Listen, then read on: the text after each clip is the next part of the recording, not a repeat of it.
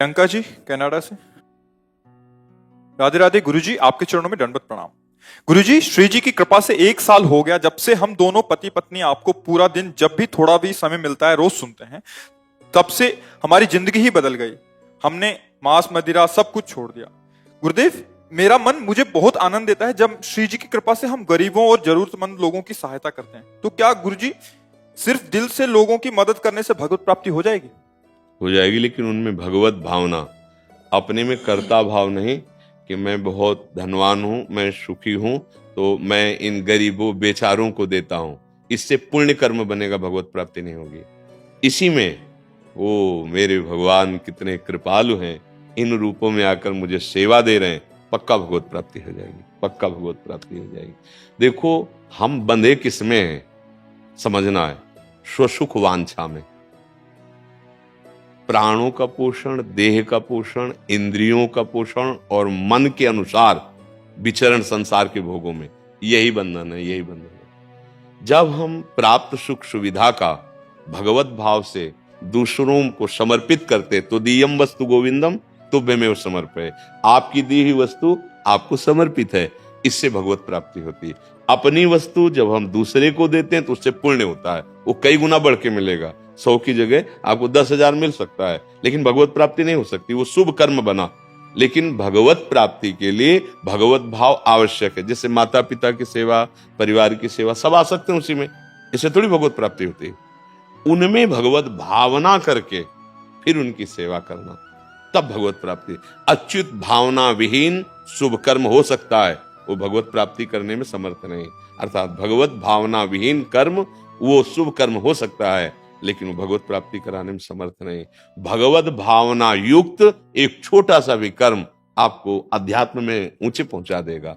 तत्सुख भावना, सुख देवे को चावचित, सबको सुख पहुंचे, मन से, वचन से, कर्म से। जो हमारे सामने आ गया है वो मेरा भगवान बीमार का रूप लेके आ सकता है, भिक्षुक का रूप लेके आ सकता है, किसी पशु पक्षी के रूप में सेवा मिल सकती है। उसमें पहले भगवत भावना कर, मेरे प्रभु मुझे दिखाई तो आप नहीं दे रहे, ढांचा तो पशु का दिखाई दे रहा है, पर अंदर आप हो, सेवा लेने के लिए आए, बड़े कृपाल हो, फिर सेवा करो। आपकी वो सेवा भगवान की प्राप्ति, वो शुभ कर्म नहीं बना, वो सेवा बनी। सेवा से भगवान की प्राप्ति हो जाती है। देखो, सेवा धर्म से ही जटायु जी की जो परम गति हुई, बड़ी बंदनी हुई।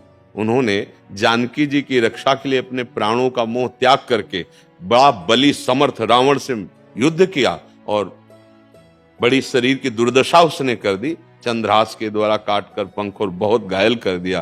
तो रघुनाथ जी के हाथों में प्राण त्यागता है और हरि रूप धारण करके भगवत पार्षद रूप, वो भगवान के धाम। सेवा से सीधे भगवत प्राप्ति है, लेकिन बस भावना है भगवत भाव। अगर भगवत भाव नहीं तो वो शुभ कर्म हो सकता है, वो शुभ कर्म समर्थ नहीं होता।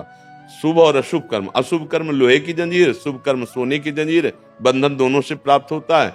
शुभ कर्म भी क्षीण होता है, अशुभ कर्म भी क्षीण होता है, लेकिन सेवा नहीं। सेवा सीधे भगवत प्राप्ति का हेतु होती है। तो अगर हम कहीं ऐसा अभिमान करके करें कि हम धनी हैं, हम बड़े दयालु हैं, हम दाता हैं, तो फिर बात नहीं बनेगी।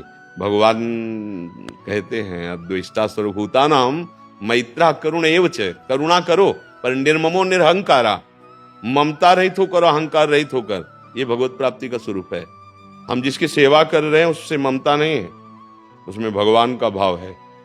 और हमारे अंदर ये अहंकार नहीं आना चाहिए कि मैंने इतना दिया। नहीं नहीं, आपकी वस्तु आपको समर्पित है और वो किसी से बताना नहीं चाहिए, छपाना नहीं चाहिए, वो छिपाना चाहिए। वो भगवत प्राप्ति का हेतु बनता है। आजकल हम अगर थोड़ी सी भी सेवा करते हैं तो टीवी में अगर एडवर्टाइज बन जाए तो बहुत ही खुशी हो जाएंगे। किसको दिखा रहे हो भाई? ये भगवत प्राप्ति की साधना है क्या? विचार करो। अगर हम थोड़ी भी साधना करते हैं तो टीवी पे आ जाएगी, वो समाचार में आ जाएगी, वो पत्रों में छपने लगेगी। मुझे लगता है कि अपने ईश को प्राप्त करने के लिए ये बहिर्मुख वृत्ति कहीं बाधक न बन जाए, कहीं सम्मान प्रियता ना आ जाए, कहीं लोकप्रियता न जागृत हो जाए। अगर लोकप्रियता और समाज प्रियता अभी अहम नष्ट नहीं हुआ और जागृत हो गई तो भगवत साक्षात्कार नहीं होगा। भगवत साक्षात्कार हो गई तो लोकप्रियता होती नहीं है। सबसे प्रेम होता है भगवत भाव से। जड़ चेतन जग जीव जत सकल राम में जान, अब सबसे भगवत भाव से मिल रहा है। हमें अपनी साधना का कभी भी प्रकाश तब तक नहीं करना चाहिए जब तक साध्य वस्तु मिल ना जाए। आज हम लोगों से बड़ी भूल हो जाती है। जहां साध्य वस्तु मिलने के लिए थी वहां साध्य हो जाती प्रशंसा। और आप समझो भगवत प्राप्ति के मार्ग में सम्मानम कल्याति घोर गरलम नीचापमानम सुधा श्री राधा मुरलीधरो बज सके वृंदावन माते। ऐसे ऐसे महापुरुष ऐसे ऐसे कष्ट सहे। कोई उनके शिष्यों ने जीवनी लिखी तब किसी किसी को पता चला, नहीं जीवन भर कोई जान पाया क्या? तब वो सिद्ध हो गए, प्रभु उनकी गोद में खेलने लगे या आत्म तत्व को जान गए, अपने स्वरूप में स्थित हो गए। आज हम लोग बड़ी गलती कर बैठते हैं। थोड़ी सी साधना बनती है जो भगवान की प्रसन्नता के लिए या स्वरूप बोध के लिए, हम उसे देहाभिमान पुष्ट करने के प्रयोग में रख देते हैं। मतलब अंतर की बात है। यहाँ केवल अध्यात्म चर्चा भगवत प्राप्ति के लिए होती है। आपने जो व्रत लिया, जो अनुष्ठान लिया, किसको दिखाना चाहते हो? क्या भगवान सर्वज्ञ नहीं है? क्या आप भगवान के लिए नहीं कर रहे हो? तो ये छिपाने की वस्तु होती है। ऐसे ऐसे महात्मा जन हुए हैं, इतना कठोर भजन तप करते हुए, और जो हड्डी हड्डी, हम यही वृंदावन की बात करें, श्रीधर महाराज, और रात्रि में जब जाते थे ना तो पहले वो ये दैन्य होकर ये कहते थे, हम लोग नई अवस्था के थे, महात्मा आप कृपा करो भजन नहीं बनता, हम तो राधा रानी के सहारे पड़े, रात दिन भजन में डूबे, कभी कोई जान नहीं पाया। इतना गमछा और बिछा की झोली, छड़ी कमंडल, और कुटिया में उनकी मच्छरदानी लगी थी, हाथ चला जाए मच्छर की बात क्या, ऐसी पुरानी मच्छरदानी, रात दिन भजन में डूबे, देह भाव रहित महापुरुष। और जब कोई संत पहुंच जाए, आप सब आशीर्वाद दो, भजन तभी लगता कि गुरु स्वरूप 80-90 वर्ष की अवस्था, हम नए नए जवान साधकों से कैसे ऐसे प्रणाम करते, आप सब कृपा करो भजन बन जाए। क्या दैन्यता, क्या स्थिति। आज हम लोग क्या करते हैं? थोड़ी साधना हुई, थोड़ा अनुभव हुआ, प्रकाशित करने लगते हैं, हम पूजने लगते हैं, हम अपना सम्मान प्रिय बन जाते हैं। नहीं नहीं, वस्तु तत्व के बोध के लिए ये बहुत बड़ा जाल हम अपना खुद रच रहे हैं, फंसने का, मुक्त होने का नहीं। ये वेश, ये उद्देश्य, चाहे वो गृहस्थी में हो, चाहे विरक्ति में हो, भगवत प्राप्ति के लिए मानो दे है। हमें निरंतर भजन परायण रहना है, दिखावा छू नहीं जाना चाहिए। अच्छा, 4 लोग प्रशंसा कर देंगे, क्या होगा? होगा क्या इससे? सच्ची बताते हैं, यदि अंदर आत्मानंद की अनुभूति नहीं हुई तो विषयानंद के बिना जी नहीं सकते। 2 ही क्षेत्र हैं, विषयानंद, भगवदानंद। अगर आत्मानंद का अनुभव नहीं हुआ तो विषयानंद को तुम जीत नहीं पाओगे। धृति जो रसेंद्रिय और जनेंद्रिय को अपने वश में कर ले, वो आत्मबोधवान में ही जागृत होती है या भगवत प्रेमी महात्मा में जागृत होती है।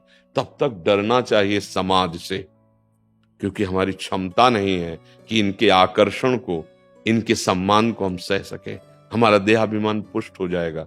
उपासक सावधान रहकर निरंतर भजन परायण, भजन ही जीवन है। बिल्कुल ये समझो, एक ही बात केवल भजन। और जब भगवान आपका यश विस्तार करेंगे ना, तो कभी पोस्टर बैनर छपवाने नहीं पड़ते। जब पुष्प में सुगंध आ जाती है तो भौरे अपने आप आने लगते हैं। ऐसे महात्मा में जब आत्मबोध या भगवत प्रीति आ जाती है, विश्व में बिस्तरे सब जग बिमल की रति, साधु संगति ना टरे, बास वृंदा विपिन पावे, श्री राधिका जो कृपा करें। इसलिए बहुत सावधान होते हुए अपनी साधना को छुपाते हुए और आगे बढ़ता चला जाए। जब तक आंख से आंख ना मिले तब तक धोखा हो सकता है। जब गुरु तत्व में स्थित हो जाए या अपने लाड़िले से, देखो काकभूषुंड जी को उपदेश करते हैं निर्गुण ब्रह्म का लोमस जी, वो क्या कहते, बार बार काट के यही कह देते, नहीं नहीं, एक बार मैं प्रभु के चरणों का साक्षात्कार करूं फिर आपसे ये ब्रह्म की वार्ता सुनूं। गुस्सा आ गई और साफ दे दिया, काक की तरह बीच में ऐसे काट देता है बात। जा काक, कोई फर्क नहीं, कोई फर्क नहीं। सर झुकाया, प्रणाम किया और श्याराम चल दिए। बुलाया, इतनी चीज थी, और वरदानों की झड़ी लगा दी। तो वही बात, सेवा दान पुण्य की भावना मत करो, सेवा की भावना करो। सब में भगवत भाव से, भगवान की द्वारा दी हुई वस्तु से हम भगवान की सेवा करें तो वो भगवान अपने आप को दे देते हैं। और जब अपनी वस्तु मान के देते हैं तो उसका लाभ मिलता है, पुण्य मिल जाता है कई गुना। जब इतने में बुद्धि शुद्ध नहीं तो कई गुना और बढ़ के मिल जाएगा, तब तो और बुद्धि अशुद्ध हो जाएगी। इसलिए भगवान की वस्तु भगवान को समर्पित, ये बहुत सिद्ध है, भगवत प्राप्ति के लिए सिद्ध कार्य है।